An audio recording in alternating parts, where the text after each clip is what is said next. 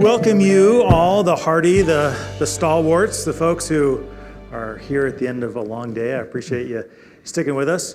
I know a number of folks left early. Allison Carl White is one that had to leave because of her kids at the school or near the school today. So we have had her ably and comfortably replaced by Anthony Chiang, the president and CEO of Empire Health Foundation? President. Craig Smith, the president of Amerigroup of Washington, and Commissioner from Pend Oreille County, Mike Manus. Thanks for being here. So we wanted to just make this sort of initially when we envisioned this panel, we wanted to kind of think through and talk aloud about the sort of structural and cultural and financial obstacles and opportunities related to Medicaid transformation in Eastern Washington, and particularly in this sort of 5-county ACH region. That is still the case, but even since we started this, we've had Christine Barada at Spokane County has announced her retirement. It sounds like there is news just today or yesterday in terms of progress out of Better Health Together, the ACH here. So I think things are moving even more rapidly than we could have predicted a few weeks ago. Why don't we start with kind of the latest update, Commissioner Manus? Why don't you tell us what the counties in this 5-county ACH region have asked for of the state, what they are thinking related to mid-adopter, and maybe in terms of Medicaid transformation. Why don't we start there with a kind of a rundown on where counties are in their thinking today? Well, I'll start that with saying that counties haven't been as involved as they should have been from the very get-go on this. And so when this all came up that we have to make a decision by September 15th, which is coming up real quick, it was without a lot of information and knowledge. And there's been a lot less information coming from Healthcare Authority. I think Allison has done a great job with keeping us informed. But we asked, number one, after many meetings with the BHO and then meetings that we put together with just county commissioners and an integration team through Better Health Together, we asked for an extension on the September 15th date. We received the extension from the HCA till the October 18th, I believe. And we also said we wanted questions answered. Started out with a list of about 10 questions. By the time it was sent to Healthcare Authority, I believe there were 82 questions that we had. Some of those were duplicates. At this point, it looks like I was told earlier today that we should have answers to those hopefully by the end of the week. So you think that the 5 counties, and list them for us, for those who, like me, forgot that there are only 13,000 people in Pend Oreille County. What are the 5 counties? I'll do it by importance. Pend Oreille, Stevens County, Lincoln County, and the first one was the only one by importance. Ferry County, Adams, and Spokane. So 7. Is it 7? There's 6 counties. 6 counties. The BHO used to be comprised of 7. Okay. But Okanagan is being shifted to North Central. Yeah. And when we're talking about this issue, transformation means a lot of things, but when you say the mid-adopter opportunity, that is for the financial integration of managed care, so the behavioral health and the medical or physical health in one procurement model through managed care organizations, effective January 1, 2019? That is correct.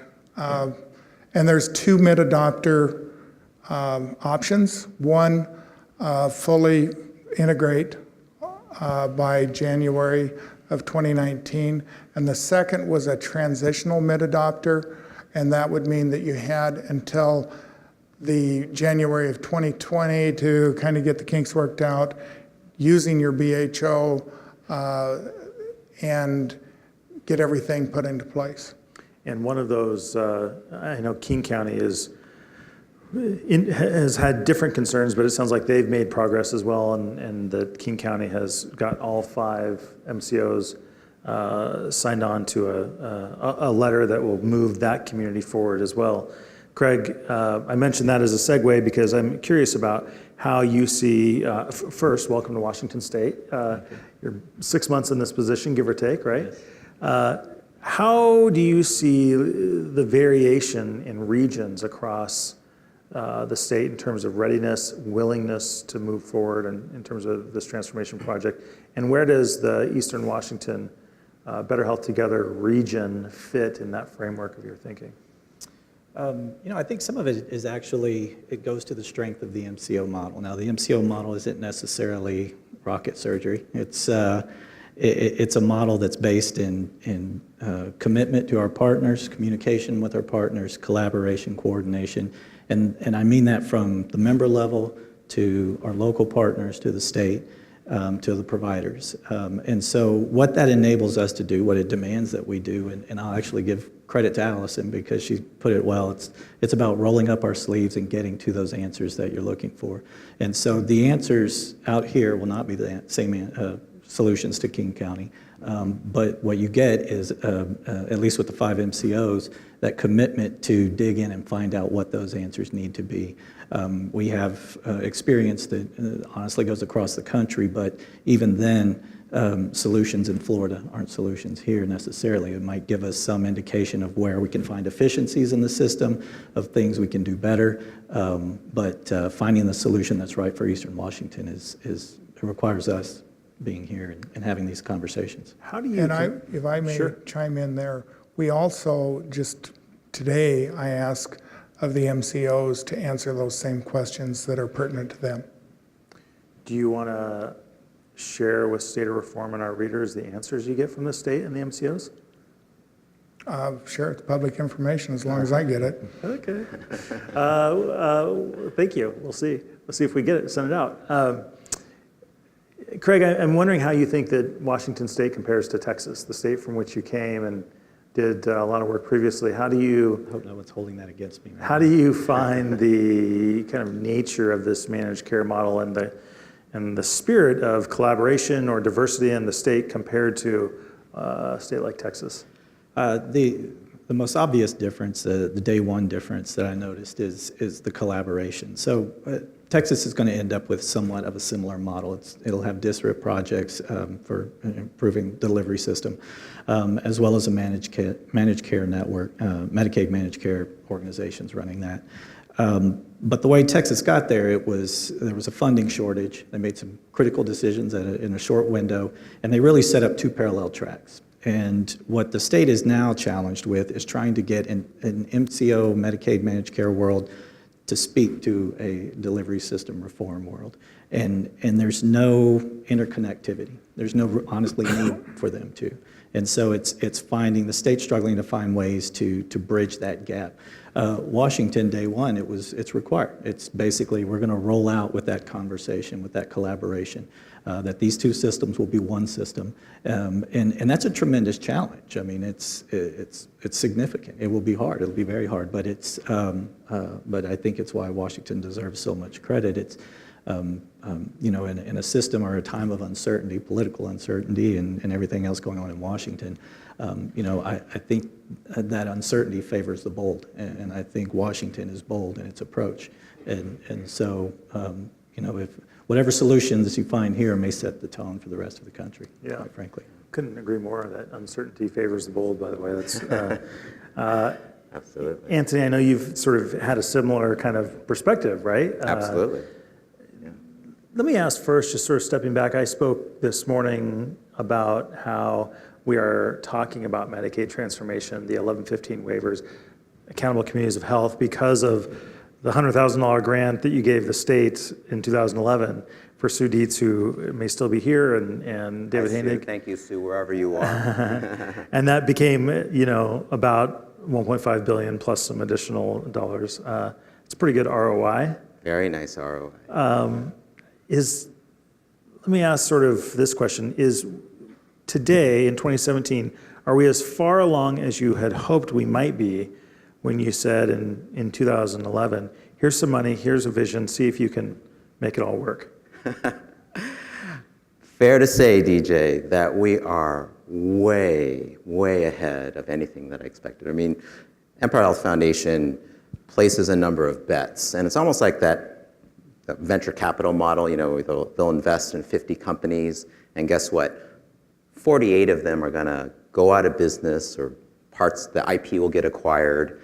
One of them maybe will get sold for a decent profit, and then one of them, though, becomes a Google or a Facebook, and it's a home run. Well, that fairly modest investment in assisting, being catalytic for HCA that then turned into a SIM planning grant that then turned to, that's a home run. Right. And obviously all the hard work happened at HCA, all the credit to HCA for then, going after the Medicaid waiver with CMS, but still sitting back as an investor like that venture capitalist far exceeded our expectations.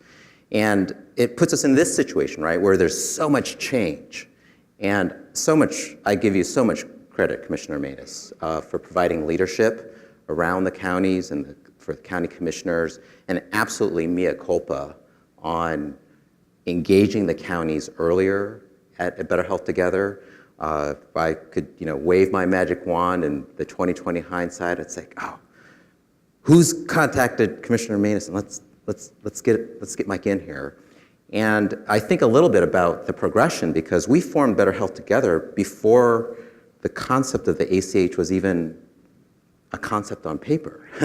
We formed it actually to say, hey, let's drive our uninsurance rate, which was anywhere from between 17 and 22%, depending on which county. And now it's down to like 4 or 5%. And nationally, it went from 20% to 10%. So we've done a great job here in Washington State. And some of the most dramatic improvements actually have been in the rural counties. And so BHT's mission and purpose preceded its role as an ACH. And then so all of a sudden we were kind of, that old metaphor about, the frog that's in the slowly boiling water versus you put the frog in the hot water right away. Well, it'll jump out of the second pot. But the first pot, it doesn't realize till it's too late that, oops. So BHT has been evolving as the healthcare ecosystem and landscape has been just dramatically changing.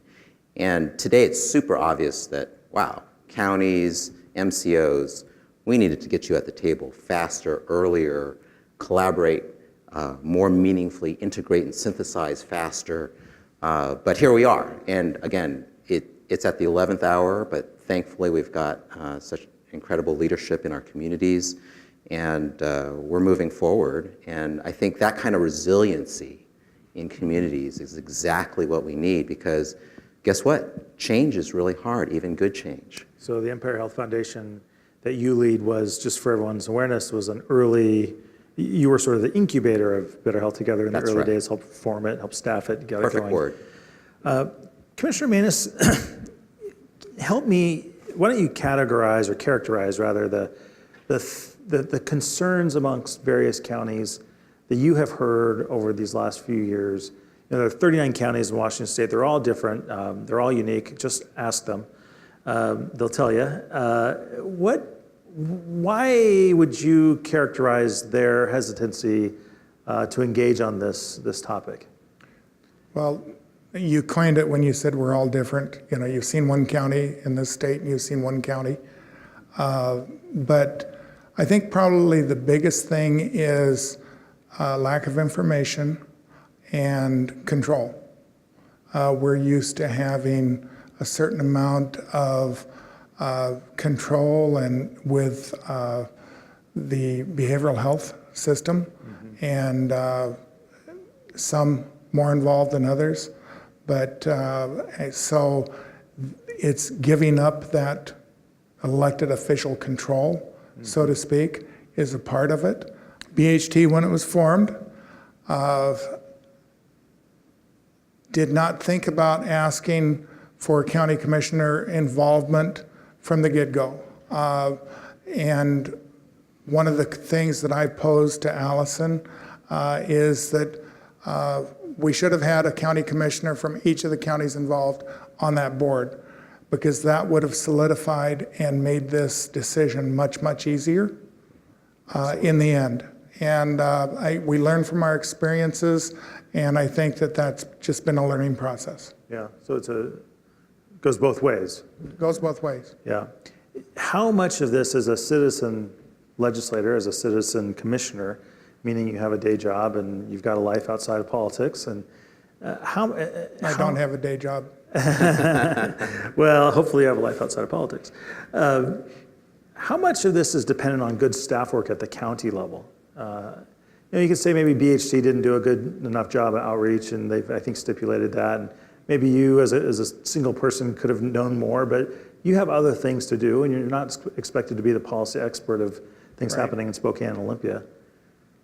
I got involved in Better Health Together, and that was, I have to give Allison the credit for that, because the first meeting I was at was actually in Stevens County, that Allison was there and talking about Better Health Together and what she was hoping to accomplish. And I said, regionalization is a horrible thing, and we need to keep these things in our county. And she asked me to be on the leadership team. So and I've not always said the right things when we're in the room. But it's. What does that mean? That means I go against the grain sometimes. Yeah. Okay. I'm conservative, but I'm also really, I would say, very moderate on healthcare issues, and especially behavioral health. I'm probably very liberal on that. Give us a sketch of what mental health issues are like in Pend Oreille County, substance abuse issues are like. To start with, our Annabelle's in the room here somewhere. She's our director for counseling services, which takes care of SUD and mental health, and also DD.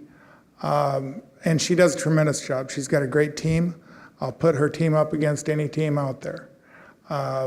But she has some struggles. One of the struggles in that arena is the crisis work. Not that they don't like doing the crisis, but it's a burnout. Yeah. Because they have their day job. And then they sometimes have to work all night on a crisis situation. So the crisis has been probably the biggest reason for turnover that we've had in Pend Oreille County in our counseling services. The one thing that Annabelle did, and it was way before I was a county commissioner, her and Tom Wilbur, is Tom Wilbur in the room? Who is our hospital administrator. They kind of formed a partnership, and it was some grant money that Sue got. And they put counselors in the doctor's clinic. A couple hours a day, a couple days a week, I think is how it started out. Now I think it's 2 hours a day, 5 days a week. And it was because our doctors were crying for that service, that integration of service, so they could do a handoff to a counselor. Yeah. And that has paid many dividends. And I credit Tom and Annabelle for that strategy. So Anthony, let me ask you, as one of the founding sort of visionaries behind this accountable community of health model, let me make a statement to you, and you tell me. Should I be nervous? Well, you tell me if this statement reflects reality as you see it. One might argue, and in fact I think this, that if we look at state policy in the 90s in Washington State, we had an ambitious health reform package that passed in 93. Right. It was then mostly repealed in 1995. It led to the collapse of the individual market. At the federal level, we had what we call Hillary Care, which collapsed as well. And that inability to implement, to execute and fulfill the vision of both policy discussions, I would argue, helped to set back healthcare reform for a generation. We're now in this stage where the federal policy battle lines continue to be actively moving, that it's not clear how that's going to work out. At the state level, we have all kinds of folks bought into this notion of the accountable community of health. We have all kinds of folks within the healthcare space, the medical, the behavioral health, long-term care, et cetera, bought into this notion. There's now $1.5 billion allocated, and there's no sustainability plan. So the Healthcare Authority has said the money is all going away after this 5-year period. I would argue, this is a statement you can sort of say yes, no, maybe, or otherwise. If we fail on this accountable community of health, we are going to likely set back health reform for a generation in the same way that the failure of the early 90s set back healthcare reform for a generation. And we don't have a sustainability plan right now. What do you think? You don't ask these softball questions, do you, DJ? I just like you, so this will be on TVW. I was like, could we turn the mics off, please? I wish I could say, no, we'll be good, DJ, no matter what happens. And the truly direct answer is, this is a big bet for Washington State. Yeah. This is a big bet for all the stakeholders. I call it high risk, high yield. And exactly as you described that experience when we tried healthcare reform in the 90s, if it fails, it will set back the appetite for transformational change back worse than if we had never even tried. Now, don't get me wrong, I mean, that's the direct answer, in my opinion. Yet, if you ask almost any stakeholder, should we just live with the status quo? Everyone will say no. And so I think as a state, culturally, we say we need to try to transform the system. And we won't be able to look ourselves in the eyes and 5 years from now and say, oh, well, good thing we didn't try. Like, no, we have, and that collaboration spirit, that both of you have talked about, that is so strong here in Washington State, and certainly true in Eastern Washington. And something like our mistake in not engaging the counties and county commissioners, that could have been a fatal mistake. It's the first year of the Medicaid transformation. Whoops, right? And yet here we are. We're scrambling. We're putting in our best efforts, increasing communication, not decreasing communication, asking tough questions of the HCA, trying to make it work, make it happen. And so the scary answer is, yeah, we'll be worse off than if we had never tried. And we'll set back for a generation, kind of like that last time, right? There's this decade-long, we won't touch that with a 10-foot pole. So that might happen, but I'd rather say, look, we have 4.5 more years to make this truly transformational. And I want to say something about the ACHs, which is they're not a silver bullet. And I think any of the 9 ACHs, and again, I wish Allison was here because she's so articulate about this. The ACHs are not a silver bullet. They're not going to be able to do it on their own. But they are I call it necessary but insufficient component to success.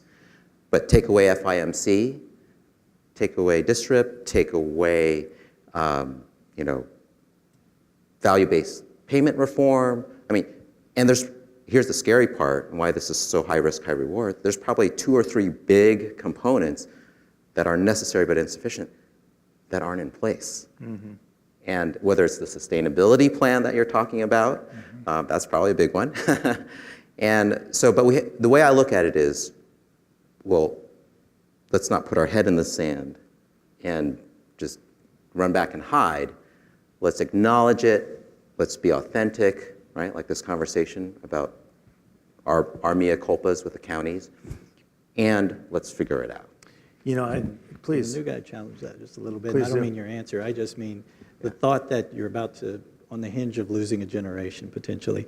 Coming from the MCOs, while the model itself may be pretty straightforward, the companies that you have here in the state are tried and true. They've been through the fire. They've learned the lessons across the country. That is and true. So I think your structural integrity is there. I don't think you lose a generation by any stretch. What the conversation needs to evolve to is, and I hear your concern in other ACHs, other counties as well, is how do we preserve that local influence? How do we still keep that influence on the healthcare of the region?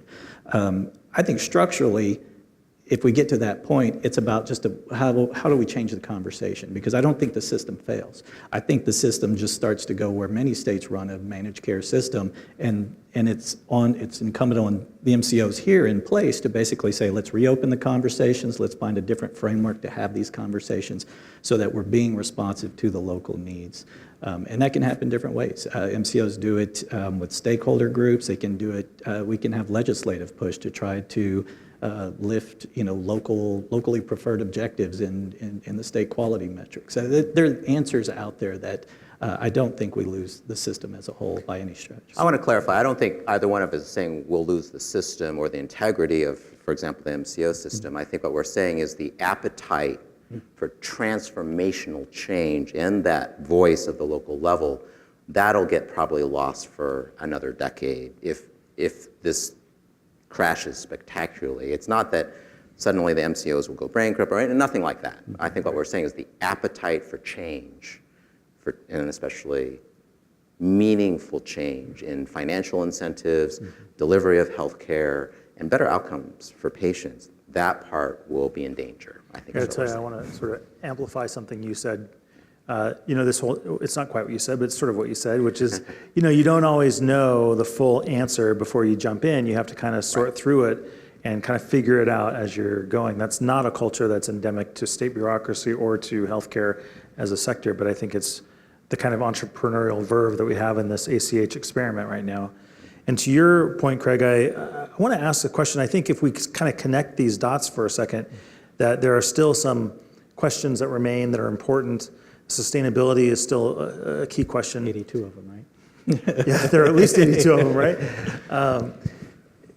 If we, on the FIMC piece, we are unifying the dollars through the MCO, and the MCO figures out how to manage the care for a population. Shouldn't we be talking about, and by the way, the ACHs are doing value-based payments with investment from the feds that will generate probably better health outcomes and probably better P&L performance from MCOs. Shouldn't we develop some mechanism in that funds flow to make sure that ACHs are sustainable? Meaning if the funds are all flowing through the MCO and the benefit from the ACH is accruing financially to the MCO, doesn't it make sense for ACHs to be funded by some sort of MCO contribution? It's a great question. It's some of it is and I don't want to get lost in complications of it, but what is the independence of the ACH, and if it's being funded by an MCO, who's it really accountable to, because it's supposed to be the local voice. And so, I think there is absolutely a conversation to have around that to see what might be proper and what could go on and be sustainable. But I would at least throw up some red flags about, let's make sure there's not an inherent conflict in how it occurs. Yeah. Commissioner Manus, if you were on the board of the ACH, certainly it's acting in some ways indirectly on behalf of your beneficiaries in terms of it being a community voice, and you've got a leadership role in the integration team there. Would you want to see that kind of model where funds came to the ACH as a result of the MCO, maybe some sort of contract or a pass-through, or do you think that would erode the independence of that entity? I think that we would have to take a look at it at the time. I want to be fairly neutral on this because it makes sense to have them fund it, but also it could erode the efficiencies derived from the ACH. Other than Anthony writing a check, where does the ACH get funding from, if not from the funds flow in Medicaid? And we take philanthropy off the table. Are there other, should state government fund? And I guess I'll throw this open to any of you three. Who should fund the ACH after the demonstration project funds run out in 4.5 years? If not philanthropy, because that's not a particularly sustainable model, and if not the MCOs because of the questions of independence, which I think are good questions. I think that we're going to have to wait and see on that one. Mm-hmm. We might be to a point that we don't need an ACH. It's What is that? possible. What would the benefit be of removing the ACH? Is there some other community voice that would step in? Counties, Yeah, we're the region. yeah, I think the ACH will probably be vital yeah. to this, but also we've got our providers. In our case, the Newport Hospital and Health Services are going to be a major provider for our county, and probably looking at including behavioral health in that model. But right now, there aren't any answers to that question. And I think we need to look at it in 4 years.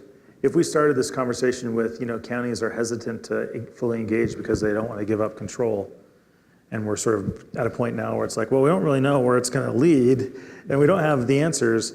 How do we move what is fundamentally a public sector line of business, Anthony, from this,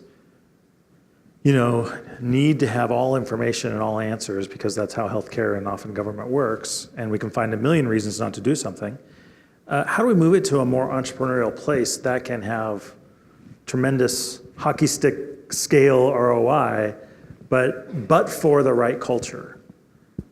I think you've asked the $64,000 question, right? Because where's that Venn diagram of all the strengths of government and yet all the strengths of entrepreneurial, nimble organizations? And I think that's what the ACHs currently represent, right? Which is this intersection of you have a lot of key stakeholders who have been used to doing things in a certain way. And guess what? Change is hard. Yeah. Change is really, really hard. And so, again, I'm a poor substitute for Allison. Talk about embodying the entrepreneurial spirit and really expressing those values of the community. There are really key components that I think that regardless of the funding source, whether it's a public or private source for sustainability, I think when we look back 5 years from now and we assess and we say, was that entrepreneurial spirit or that spirit of collaboration a key component of the success of the waiver transformation? And if the answer is yes, we ask, who is the best players to embody that? Not that you wouldn't have it in multiple places, but where it thinks on behalf of the multiple sectors and community, right? Because each of the sectors, whether county, healthcare provider, behavioral health organization, an MCO, it doesn't matter, right? You have a specific lens. I'm a payer, or I'm a healthcare provider, or I'm a patient, or I'm an FQHC, whatever the case might be. But who wakes up every day and says, I'm going to entrepreneurially think on behalf of all the pieces? And not that I dictate to them what's happening, but did we have that conversation? Oh, damn it. I didn't have that conversation with the counties. And so I actually, for us, and again, I'm a little biased because we made a very early investment in incubating Better Health Together and attracting talent like Allison. We do need these actors who wake up every day, and that is their day job. Whereas you both have, I even hesitate to think the fire hose you're drinking from, right? New in your role and, all of this organization to manage. Literally what percentage of your time, especially how much time are you dedicating to Ferry County? How much time are you dedicating to Adams County or Lincoln? Right? So, but that we have a team here who, and this is true whether it's Snohomish County or Okanagan or King or Pierce, right? There's a team whose job it is to wake up every day and say, let's move forward. Mm-hmm. Through innovation. Yes, through innovation. I want to make sure we have an opportunity for you all to ask questions as well. I'm not sure if we still have the microphones wandering around. I know I see Kylie over here, but raise your hand and she'll get you a microphone and we'll get you an opportunity to ask your question. Commissioner Manus, as you are thinking about moving into mid-adopter and ultimately being fully integrated and working in this new transformed system, what are the benchmarks that you in Pend Oreille County, or you as an elected official, what are the benchmarks you'll be watching, the trend lines you'll be watching to be able to determine whether things are going well on behalf of your citizens?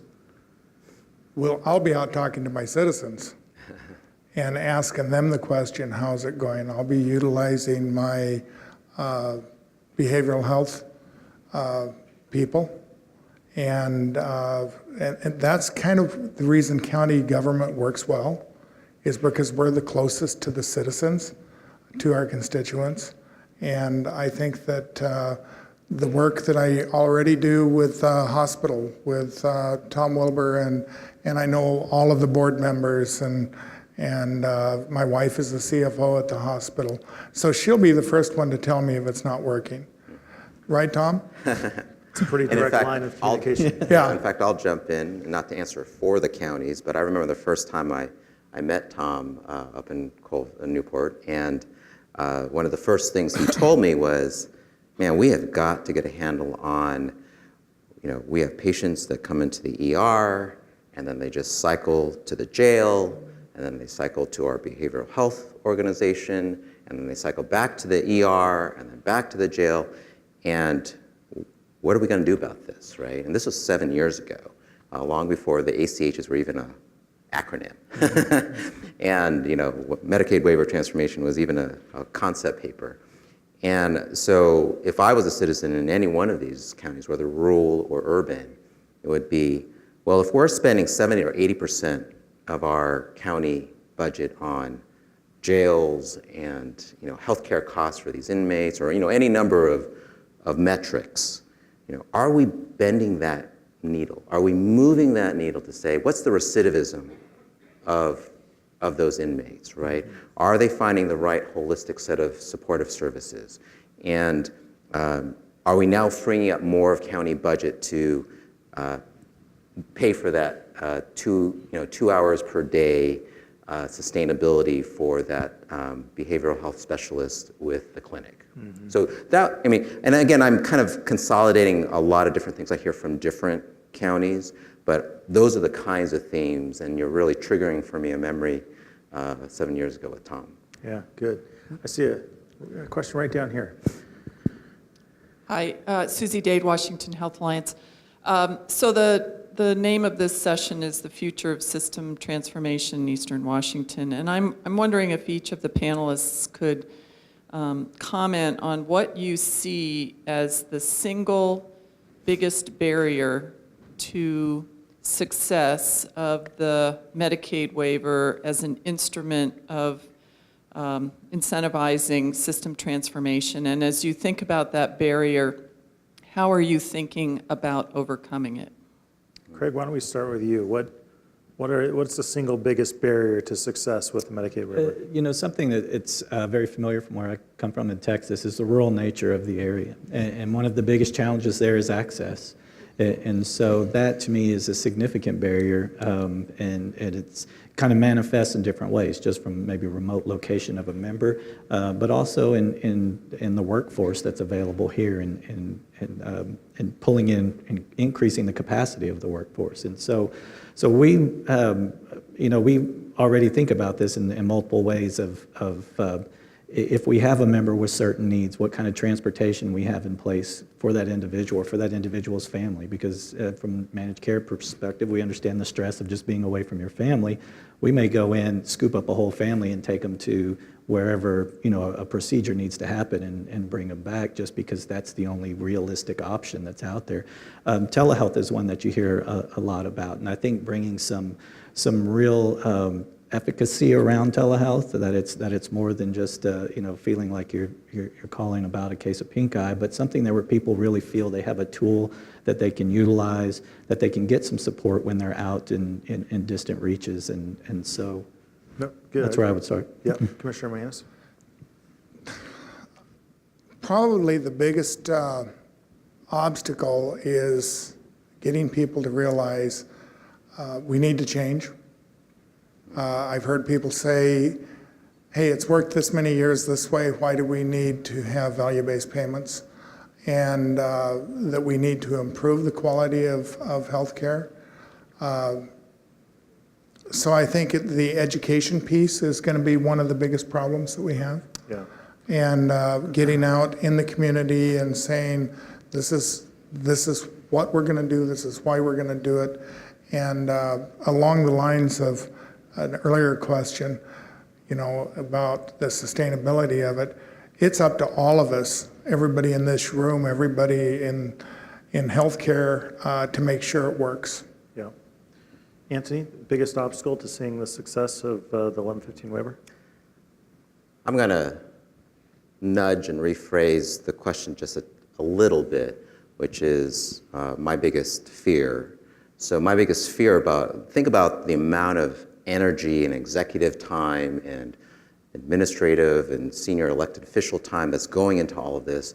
We're going to bring through these counties, you know, nearly $100 million. And that's not even counting other components of the waiver, right?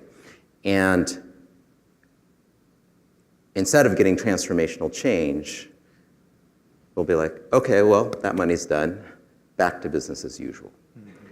And so to nudge the question a little bit, which is, what are some of the key components in which we're more likely to actually have, and I keep using this word, transformational change in how we deliver healthcare and interacts with social services and public health and everything else, versus, yeah, it'll come and go, and we'll look back and go, well, that was an interesting experiment, Yeah. right? And so, again, I already mentioned a couple of these.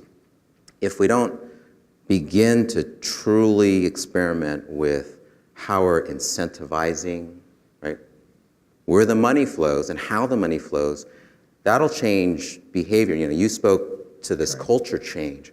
Well, nothing can accelerate culture change like, well, how well did we execute on VBP? And if we do a terrible job there with, you know, with or without national expertise and best, you know, looking at best practices from a couple other states, will providers, whether healthcare systems, you know, clinics, practices, will they really shift? Yeah.